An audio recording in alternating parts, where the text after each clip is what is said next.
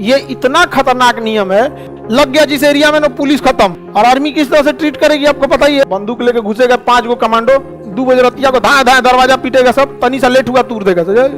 आप कैसा ड्रेस पहनिएगा? वर्दी वाला, लेकिन वो वर्दी नहीं, कुर्ता पैजामा पहने। आसपा कानून ये अक्सर न्यूज़पेपर में सुनते होंगे आप, आसपा का ये इतना खतरनाक नियम है कि ये आसपा जहां लगता है ये मिलिट्री को यह अधिकार दे दिया जाता है कि जिस जिला में, जैसे अभी पटना है, पटना में दानापुर में मिलिट्री की छावनी है, लेकिन मिलिट्री रूल यहां नहीं लग सकता है। यहां पुलिस आएगी तो पुलिस, यहां मिलिट्री को भी पुलिस से परमिशन लेना पड़ेगा। कुछ यहां मिलिट्री किसी के घर की तलाशी नहीं ले सकती, तलाशी लेने का अधिकार किसको है? पुलिस। लेकिन अगर पटना में क्या लग जाए, आसपा पहाड़ में गोले पुलिस, बंदूक लेके घुसेगा 5 गो कमांडो, 2 बजे रतिया को धाए धाए दरवाजा पीटेगा, सब तनी सा लेट हुआ तूर देगा, सोचा बाद में आना तुमने, सबको चेक कर देगा सब जहां था। ये बहुत खतरनाक, ये आर्मर्ड फोर्सेस को दिया जाता है, लेकिन इसमें कई सारे मिसयूज हो गए। यहाँ पे कई सारे क्या हो गए? मिसयूज।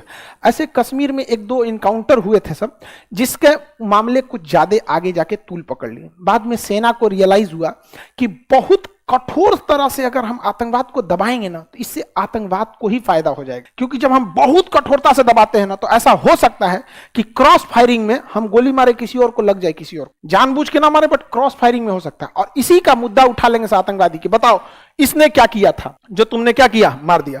ऐसे कश्मीर में एक मामला आया था जिसमें कोई लड़का स्कूल में था, जिस टाइम पे उसके ऊपर ये कानून लग गया था, और इत्तेफाक से वो स्कूल में मार कर लिया, और स्कूल का प्रिंसिपल उठा के उसको पुलिस को बुला दिया। तो पुलिस यहां लिख रही है कि ये इसकी गिरफ्तार किया गया, और दूसरे और क्रॉस फायरिंग में उसको गोली लग गई। ऐसा मामला आतंकवादी खोजते हैं सब। तब आर्मी ने रियलाइज किया कि हमने तो आसपा कानून लाया था आतंकवाद को कम करने के लिए। हम आतंकवादी 1 मारते थे लेकिन 4 पैदा हो जाते थे, क्योंकि आतंकवादी भावनाओं से खेल लेते थे। तब सेना ने अपने चीजों में बदलाव किया, आसपा नियम को हटाया। अब आतंकवादियों को भावनात्मक सेना ने करना चालू किया।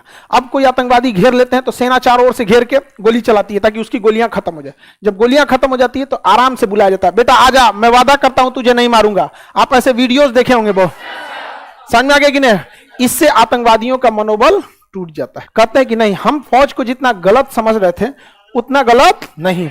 बहुत बार आतंकवादी सरेंडर नहीं करते हैं तो उसकी मम्मी को, पिताजी को या बहन को बुला के लाया जाता है कि देख ले तुम यहाँ पे, तुम इसके लिए। तो माँ भी माइक में बोलती है कि बेटा तू सरेंडर कर दे, मैं वादा करता हूँ सेक्शन अफसर या फिर कमांडर इन चीफ हैं या सेक्शन 2 IC हैं, जो भी है, ये छोड़ देंगे। और सेना उन्हें छोड़ भी देती है। सेना पूरी डिटेल लेके पूरा क्या कर देती है, छोड़ देती है वहां पे। बाद में उस पर नजर रखा जाता है यहाँ पे। और ऐसे जब किसी को मौत के मर रहा होता है ना, अगर कोई इंसान मर रहा है, मौत एकदम पास आ चुकी है, और उस समय जो उसे बचा लेगा ना, वो उसे जिंदगी भर साथ नहीं छोड़ेगा।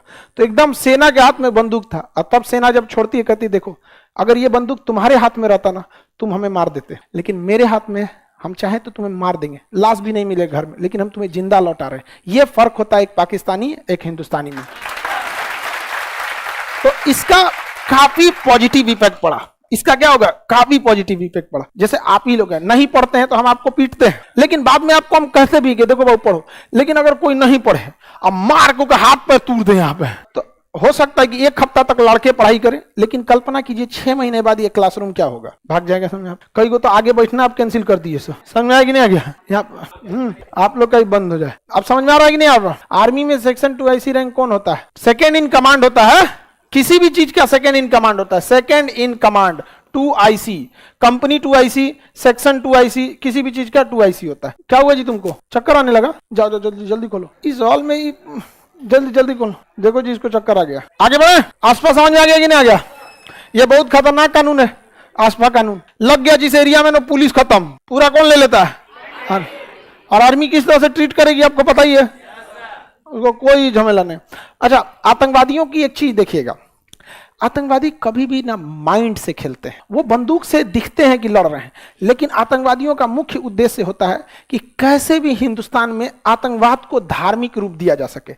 कश्मीर में वो जानबूझ के आतंकवादी कश्मीरी को किस तरह से, कश्मीरियों को मेन दिक्कत पाकिस्तानियों से है, बट वहां कोई समझाने वाला नहीं है उनको। आतंकवादी आएंगे सब, चुपचाप बॉर्डर पे घुसेंगे सब, उन्हें गोली चलाना चाहिए ना, नहीं चलाएंगे, बंदूक लेंगे सब, और महिलाएं जो नकाब पहनती है ना, बुर्का, वो जानबूझ के बुर्का पहनेंगे सब, और किसी के घर में घुसेंगे सब, टेंडेंसी समझिए, जानबूझ के। अब बाकी आतंकवादी क्या करेंगे, सब इधर उधर फायरिंग करेंगे सब, ताकि पता चल जाए कि ये किस घर में घुसा है। अब जब आर्मी आएगी तब खोजेगी उसको, अब पकड़ाएगा, बुर्का हटाएगी। अब आर्मी के तो दिमाग में बैठ गया कि बुर्का पहन के छुप सकते, उस आतंकवादी की यह टारगेट होता है कि यहां हर महिला का बुर्का खोल के चेक किया जाए। अभी बताओ इससे उसका कितना धार्मिक भावना फैला।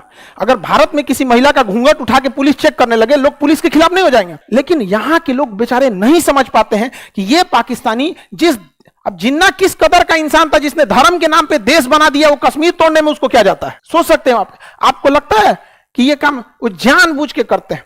और यह बात सेना को बहुत बाद में समझ में आई, तब जाके सेना इस चीज को रियलाइज की यहां पर। और हम लोगों की कोशिश रहती है इस चीज को समझा सके, लोगों को समझा सके, देखो तुम्हारे दिमाग में नफरत भर रहा है वहां पर।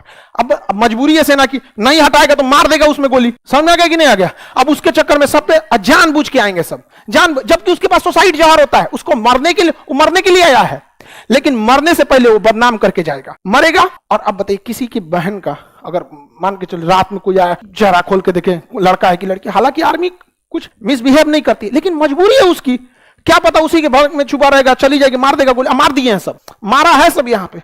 ये उनकी टेंडेंसी होती है। आप बताओ फौज में अगर आपको लड़ाई करना है, कहीं आपको चाइना, पाकिस्तान, अफगानिस्तान कहीं जाना है, आप कैसा ड्रेस पहनिएगा, वर्दी वाला, लेकिन वो वर्दी नहीं, कुर्ता पैजामा पहनेंगे और हेलमेट नहीं पहनेंगे, नमाज पढ़ने वाला टोपी पहनेंगे। मेंटेलिटी समझो, नमाज पढ़ने वाला टोपी, लाठी मारोगे तो कपार फूट जाएगा, गोली क्या बचाएगा। लड़ने के लिए क्या होना चाहिए, हेलमेट। जिसने लाखों का हथियार खरीदा वो हेलमेट नहीं खरीद सकता था, लेकिन लेगा कुर्ता और उसके बाद पहनेगा टोपी और तब मारेगा। यहां टेंडेंसी समझिए, पाकिस्तान चाहता है कि भारत में रह रहे 20 से 25 करोड़ मुसलमानों को इतना बदनाम कर दे कि ये लोग को यहां पे खुद लगने लगे कि खराब है। लेकिन यहां के लोगों को समझना पड़ेगा कि हम लोगों को तोड़ रहा है कोई बाहर, और जब तक हम जिंदा हैं ऐसा होने नहीं दे। और लाखों लोग हैं देश में, हमारे देश को इससे कोई फर्क नहीं। यही पाकिस्तान को लगता था कि ऐसा कर लेंगे तो बहुत लोग, ऐसा कुछ नहीं होता है यहाँ पाकिस्तान बैल है, चोट्टा कहीं का है, उसको गाली देना मतलब समय की बर्बादी लगता है। आगे बढ़े, आप लोग को मेंटेलिटी समझ में आ रही है। कितना दूर तक का माइंड गेम कौन चल रहा है, पाकिस्तानी चल रहा है। इंडियन आर्मी का ही यार, तो गलत काम कर दिया सब। इंडियन आर्मी परेशान करे तो क्या करे, क्योंकि देखिए हम कश्मीरियों को छोड़ के कश्मीर पे कंट्रोल कर लें ऐसा नहीं हो पाएगा। बिहारियों से दुश्मनी करके आप बिहार पे कंट्रोल कर लीजिएगा, नहीं। लेकिन अगर बिहारियों का दिल जीत लिए तो वो तो ऐसे आपको बैठा देगा। नहीं समझ में आया। बस यही टेंडेंसी सेना चाहती थी, लेकिन सेना फंस चुकी थी। तो अब सेना ने क्या किया पता है, आतंकवादी कहीं छुपे रहते थे सब यहाँ पे, तो सेना भी क्या करती थी यहाँ पे कारगिल की लड़ाई में यहाँ पे कारगिल की लड़ाई में कुछ सैनिक क्या कर रहे थे, नमाज पढ़ रहे थे, इंडियन आर्मी के थे सब। उन सबको लगा कि पाकिस्तानी आर्मी के हैं सब, आके आराम से कहा भाई चल ले, कहा भाई यहाँ पर। तो आर्मी भी अब इस टाइप की चीजों पे कर रही है। लेकिन आर्मी को टारगेटेड किलिंग करनी होती है कि टारगेट लेके उसे मारना है, और आतंकवादियों को किसी को मार दो। यहाँ आसपा कानून समझ में आ गया। देश के सुरक्षा बलों के पास कितनी बड़ी अजीब चीज है, बेचारा वो किसकी ओर जाए। अब जरा सोच के देखिए, आप अपने आप को सोचिए कि आप कश्मीर के रहने वाले, और अपने आप पे सोचिए कैसा लगेगा। किसी दिन आप कॉलेज से आएंगे, पता चला चौराहा पे फायरिंग हो रही है, बड़ी उटपटांग लगेगा। आगे बढ़े, किसी को दिक्कत नहीं। कमेंट में ना एक से एक फिलोसफर चलाता है सब सवाल पूछने। आगे बढ़े। सर ये सब चीज हम नेताओं को क्यों नहीं बताते हैं? आपको क्या पता है, नेताओं को ये बात पहले से पता होती है। जिस तरह आप हर हाल में चाहते हैं आपका अच्छा रिजल्ट हो, उसी तरह नेता हर हाल में चाहते हैं चुनाव जीते। आप चाहते हैं इतना मोटा गाइड पढ़ना कि आप भी चाहते हैं शॉर्टकट निकलना। शॉर्टकट नहीं, आपको कोई कौन मार इसमें ग्रेजुएशन करके बैठा है, सब फर्जी ग्रेजुएशन है, सब ज्यादातर में है, सब 80%। लेकिन आप क्या सोचते हैं कि सर बता दें शॉर्टकट तरीका, इसमें से इसमें आएगा, इसमें। उसी तरह नेता भी शॉर्टकट सोचता है। और धर्म एक ऐसा नशा है ना, जल्दी उतरता नहीं है। आगे बढ़ जा। तो आसपा कानून समझ में आ गया।